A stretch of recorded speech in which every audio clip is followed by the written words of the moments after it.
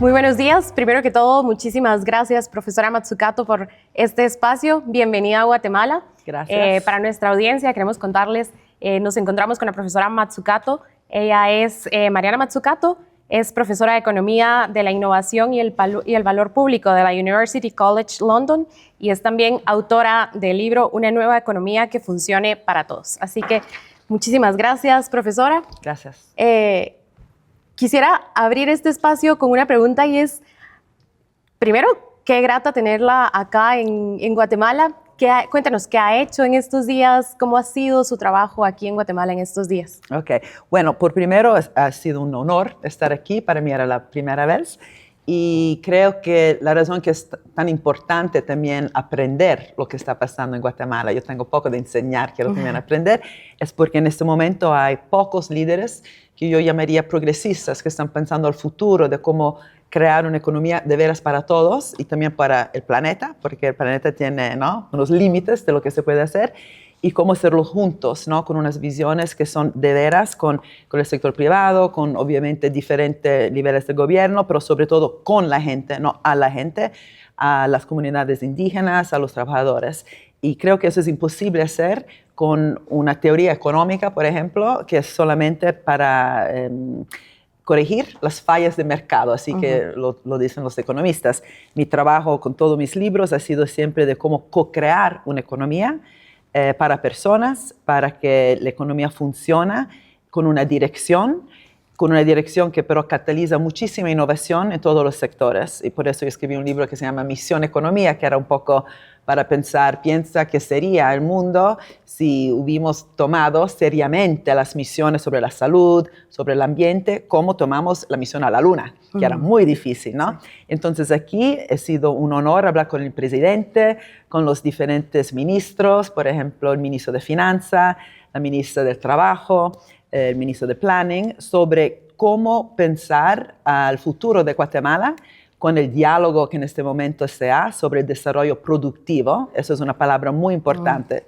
El desarrollo, qué teoría tenemos de cómo se desarrolla y cómo se puede hacer en modo productivo, ¿no?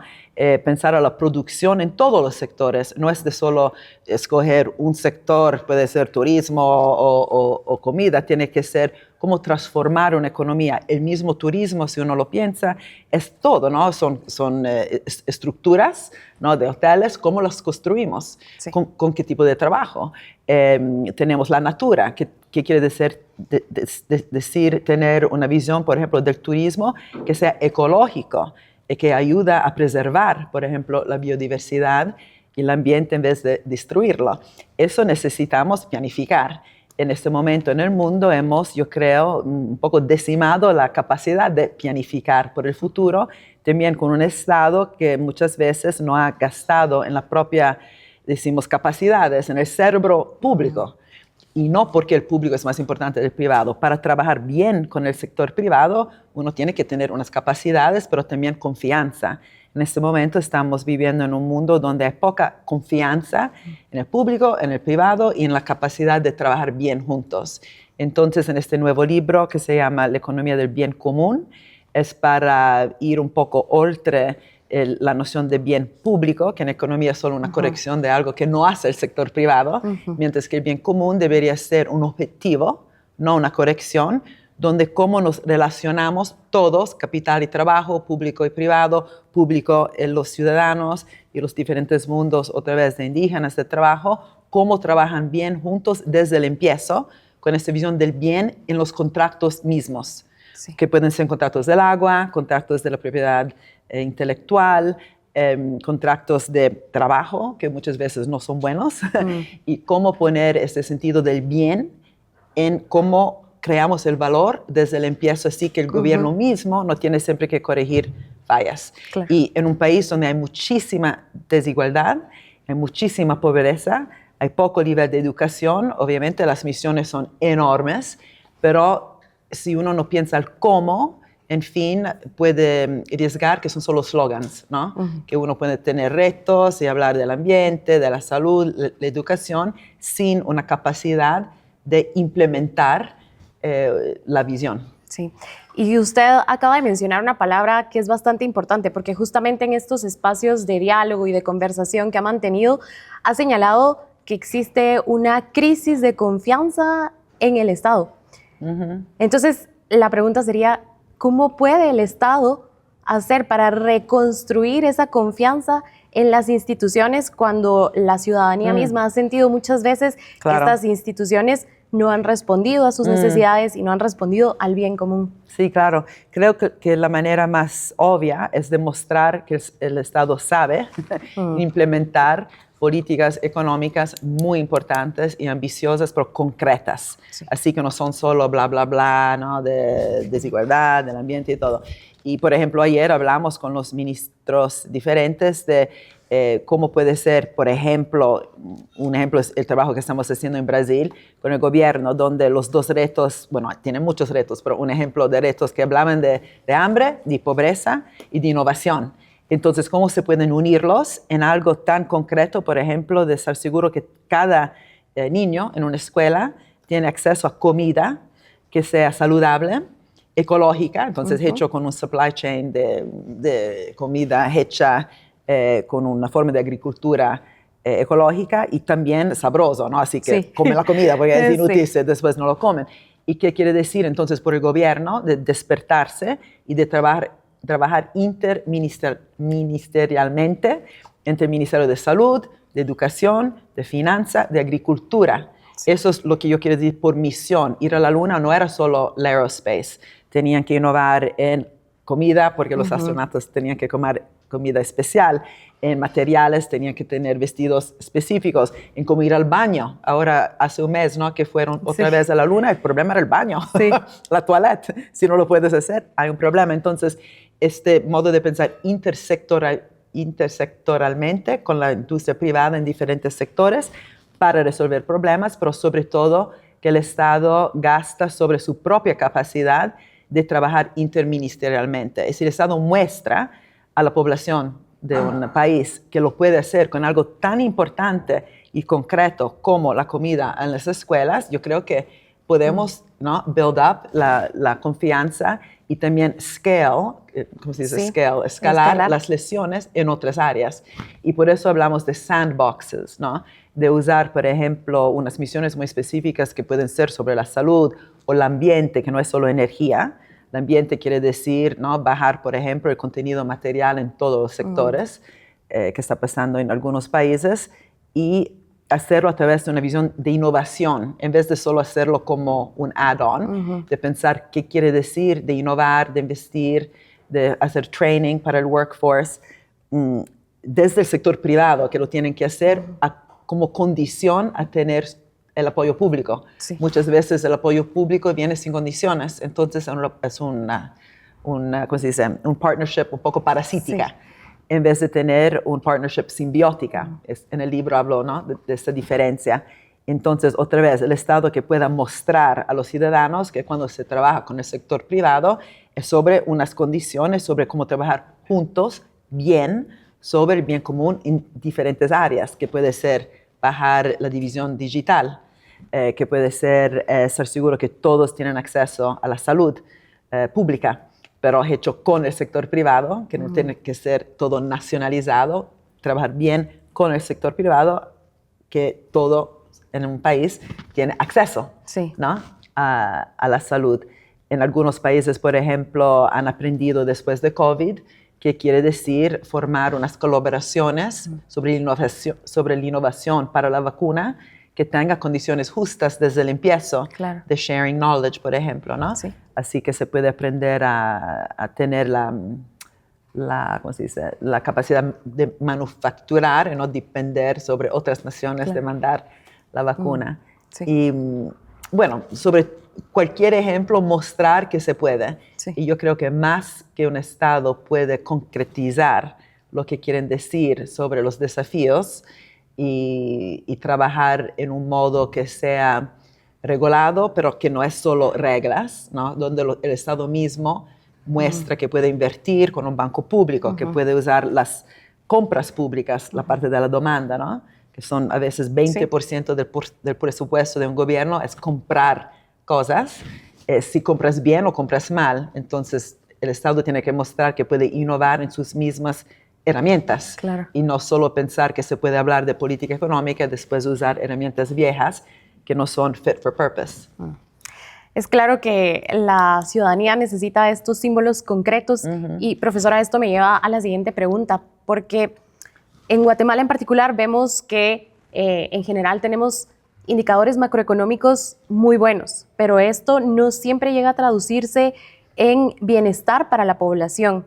Entonces, mi siguiente pregunta es, no qué decisiones, pero cuál es el tipo de decisiones que se deberían de tomar para que estos indicadores que son positivos al final puedan traducirse en el bienestar para la ciudadanía.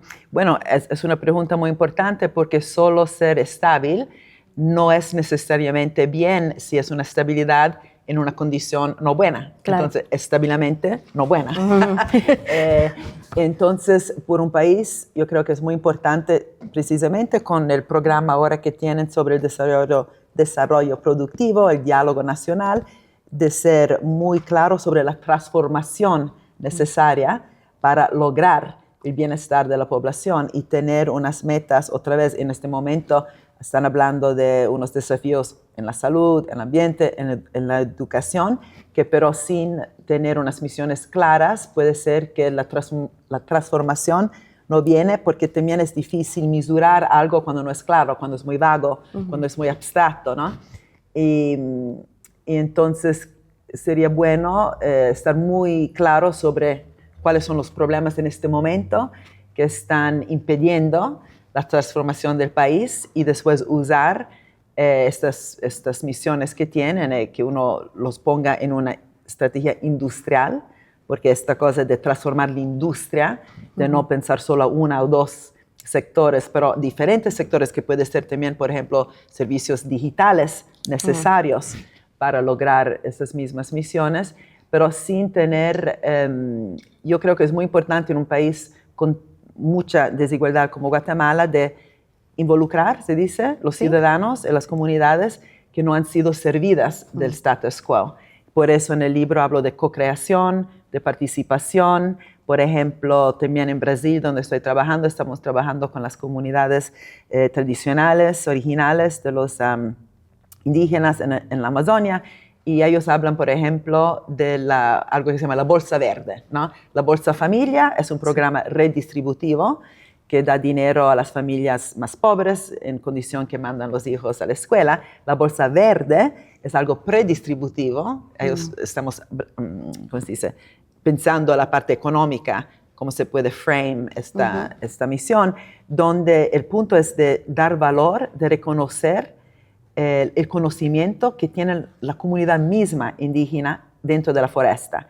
En vez de tener muchos intermediadores, hablar y escuchar a las comunidades indígenas, entender y aprender de su propio conocimiento sobre mantener la foresta, la biodiversidad, el rapporto simbiótico con el agua, en vez de un rapporto extractivo, y de darle dinero como innovadores. Entonces, tener estos desafíos sobre well-being, sobre el bienestar, pero de ponerlos al centro de la economía, una economía más innovativa, poner estos retos del well-being al centro de una estrategia industrial, en vez de tener lo que uno tiene muchas veces, donde hay gente que habla de innovación, de finanza, de venture capital, de AI aquí, y ahí de los pobres, de los hijos, en las escuelas, de la comunidad indígena. No, los problemas aquí tienen que ponerlos al centro de la economía y pensar a cómo innovar, cómo transformar los mismos herramientas del Estado para resolver esos problemas a través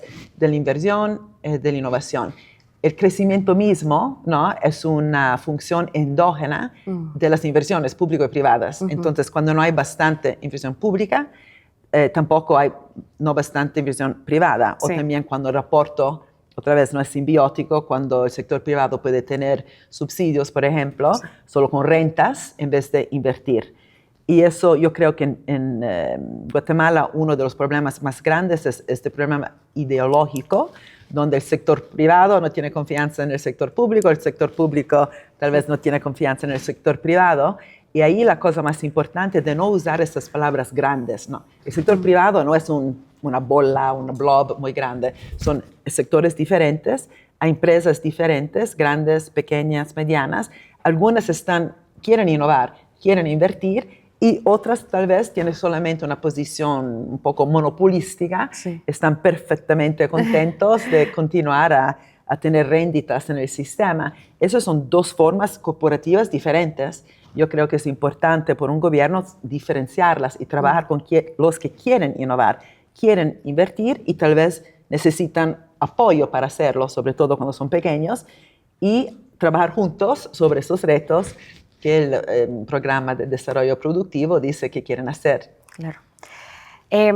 Profesora, usted habla constantemente de que la economía puede y debe ser orientada y que el Estado no debe funcionar únicamente como un salvavidas que sale a responder cuando algo falla. Sí. En este sentido, el diálogo nacional que se abre en estos momentos, ¿cómo puede apoyar, cómo puede contribuir justamente a que exista una mejor orientación, una mejor misión de la economía? Bueno, cualquier economía tiene no solo un tasso de crecimiento, pero una dirección. Y hablar más abiertamente, precisamente sobre qué tipo de economía queremos, es una discusión sobre la dirección, una economía más inclusiva, una economía más sostenible, una economía más innovativa, donde se da beneficios a los que quieren, otra vez, como dije antes, innovar y no solo tener réditos en el sistema. Eso necesita no solo un diálogo sobre co-crear y decidir juntos cómo lograr estos retos, ¿no? De más inclusión, más sostenibilidad y todo, pero también de tener unos contratos que dependen sobre eso.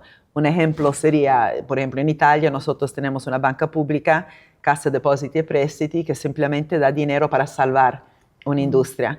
Eso no funciona porque simplemente está salvando una industria que después puede ser nada. Sí. Mientras, por ejemplo, en Alemania, por el hecho que tenían una misión muy clara que se llama Energiewende, para tener una economía más sostenible como energía, entonces el apoyo, por ejemplo, de la banca pública ahí, que se llama KfW, el apoyo que dieron a la industria del acero era a condición que la industria innovara para, mi español no es tan bueno, para bajar el contenido de todo, bueno, del carbón, el contenido material, en fin, del proceso productivo a través de todo el supply chain. Y lo hicieron porque sin eso no hubieran tenido el apoyo del Estado. Claro. Entonces, cualquier apoyo que puede ser un derecho al agua, property rights, un subsidio, una compra pública, que es siempre un contrato, que tenga adentro esta dirección y que juntos trabajan por la dirección, que pero ya no se usa solamente el dinero para salvar o para incentivizar sin ser claros para incentivizar qué. Pero es muy importante también que el Estado no sea demasiado tecnocrático diciendo a todos qué hacer. Para ir a la Luna, la cosa interesante era que el Estado dijo, tenemos que resolver esos 100 problemas, ¿no? Sí. Y no dijo a la industria privada cómo hacerlo. Solamente dijeron, tenemos que hacerlo juntos, tenemos que usar, por ejemplo, la compra pública, pero cambiar el modo que se hacen compras públicas, no solo en base al costo y al precio, pero sobre lo que se llama challenge-oriented procurement, ¿no? Una compra pública orientada sobre esos desafíos, y la industria misma decidió cómo innovar por resolver los problemas. Otra vez, miles de problemas que tenían para ir a la Luna, y eso catalizó muchísima innovación. Y nadie hablaba de innovación. No era que el reto era la innovación, el reto era resolver los problemas. Claro. Cada país habla de crecimiento, de productividad, de innovación, de los retos tecnológicos, pero eso no estimula innovación. Eso son solo palabras, son slogans. Entonces la pregunta es cómo transformar esos retos que tiene Guatemala en una confianza, en una clara dirección del Estado, dejando abierto el cómo, trabajar bien con el sector privado que quiere trabajar por estos retos, los que quieren solamente mantener las renditas actuales, yo creo que no es tan interesante trabajar con ellos hasta que no cambien idea. Y también todo eso necesita una ley de la competitividad, ¿no? Porque obviamente los grandes monopolios están muy contentos de no tener cambiamiento. Cómodos. Y es importante ver cómo en algunos países, como en el Chile, por el hecho que tenían un líder bastante, bueno, importante, progresista, Boric, con su gobierno, el modo, por ejemplo, que se comportaron y relacionaban con el sector del litio, que es tan importante hoy para electrificar el país, era de no solo ver el litio como materia crítica, ¿no? Creo comer, ¿no? Pero como un input hasta un desafío. Entonces, el modo que se saca el litio no puede seguir wasting, ¿cómo se dice? Desperdiciando demasiada agua. Sí. Tienen que no explotar el trabajo, tienen que no explotar el mundo indígena, tienen que trabajar con los indígenas en su territorio y hablar con ellos y co-crear las planificaciones. Y entonces el litio es solo un input por un reto que es de una economía más inclusiva, más sostenible, pero eso pasa solo si el modo que el litio mismo viene extraído cambia completamente del status quo. Y las empresas que no quieren cambiar lo que están haciendo es parte del problema. O un gobierno que no quiere cambiar cómo está trabajando. A veces hay ministros que son completamente felices de seguir haciendo lo que no ha funcionado, ¿no? Y le gusta simplemente pensar a su ministerio como un ministerio que no está trabajando con otros ministerios para lograr un desafío. Por eso me gustan las cosas concretas como la comida saludable, sostenible y sabrosa, porque eso, por definición, necesita la colaboración entre público y privado y dentro del público entre ministerios, educación, agricultura, salud, como dije antes. Y sin misión no hay razón de cambiar. Y por eso la estabilidad a veces puede ser simplemente porque un país no tiene misión, está parado. Sí. Bueno, cierro ya con la última pregunta y es, usted mencionó, es la primera vez que está en Guatemala. Quisiera un poco conocer las impresiones que lleva de Guatemala a partir de estos encuentros, de estos diálogos, pero también cómo ve a Guatemala dentro de un contexto internacional y regional. Bueno, como experiencia estuvo fantástica, además porque pude encontrar gente de muchísimos backgrounds diferentes, no solo del gobierno, pero también en el mundo académico, en el mundo indígena. Ayer hice una charla pública donde había muchísima gente, no muchos del sector privado, espero que la próxima vez puedo dialogar, ¿no? Más con el sector privado, pero también una nación que tiene tanta riqueza, en teoría, tanta biodiversidad, pero en este momento, por la historia del país, que es también de guerra civil, pero también de problemas de inercia a través de corrupción, como otros países, obviamente no solo Guatemala, las cosas no han cambiado. Entonces, este momento me parece muy importante, con un gobierno con una visión tan positiva y del progreso, del futuro, de transformación, del desarrollo productivo. Tienen 1 año y medio todavía y creo que hay una urgencia, un desiderio de cambiar y transformar. Entonces, esta energía yo la escuché, la sentí, la experiencié. Entonces, eso era muy positivo. Creo que pero ¿no? El trabajo es mucho. Y como contexto internacional, yo creo que es muy lástima que en Latinoamérica en general hay poca visión regional. Había mucho más en los años 70, los 80, con también economistas, yo soy economista, con Raúl Prebisch en la CEBAL. Había un diálogo entre países sobre su visión colectiva de cómo desarrollar. Había también unas visiones súper interesantes, por ejemplo, el ministro de Cultura de Brasil, Celso Furtado, decía que la política cultural misma, de la cultura, es fundamental al desarrollo, ¿no? ¿Qué quiere decir tener una cultura como el carnaval, ¿no? La fiesta, el bien vivir, que en Latinoamérica es un concepto importante, como también modo de desarrollar, ¿no? Y yo creo que sería muy bueno en este contexto donde hay un poco, ¿no? Una tensión geopolítica muy fuerte, de reimaginar que pueda ser una visión regional, también en Centroamérica obviamente, pero también en Latinoamérica, que incluye también el Caribe, y sobre todo entre los países que por lo menos tienen unos valores similares. Algunos países, estoy pensando un poco Argentina o también El Salvador, que en este momento yo creo son muy problemáticos por su visión antidemocrática y también con un tipo de economía que yo no creo puede funcionar en el largo plazo. pero hay otros, ¿no? Estoy pensando también a un diálogo que puede ser entre Guatemala, México, Brasil, Barbados, donde hay un líder increíble con la Mia Mottley. Yo creo que es importante en este momento de encontrar unas relaciones entre lo que en inglés se dice Coalition of the Willing y también interatlánticos, ¿no? Con la España, que en este momento tiene un liderazgo muy importante contra la guerra, por también invertir en los servicios públicos hechos bien, si no la gente no va a tener confianza en el gobierno si los servicios siguen siendo malos, y también con la energía, con toda la transición ecológica, que no sea inmediata, obviamente, uno necesita una transición, pero una transición justa, así que los trabajadores no simplemente están no, improvisamente sin una industria simplemente porque transició a ser más verde. Entonces el papel del sindicato, por ejemplo, es muy importante. En un país como Guatemala, donde muchísimos sindicalistas fueron matados sí. por la historia del país, también es una cuestión interna, cómo renovar la parte democrática, de participación, de la inclusión. Y la visita fue increíblemente inspiradora porque escuché muchas ideas muy buenas, yo creo, para eso, pero el tiempo es corto, sí. ¿no? Y la gente quiere cambiamiento ahora. Sí. Bueno, muchísimas gracias, profesora, por este espacio y seguramente estaremos esperándola aquí en Guatemala para una próxima visita. Gracias, yo espero también. Muchas gracias. Gracias.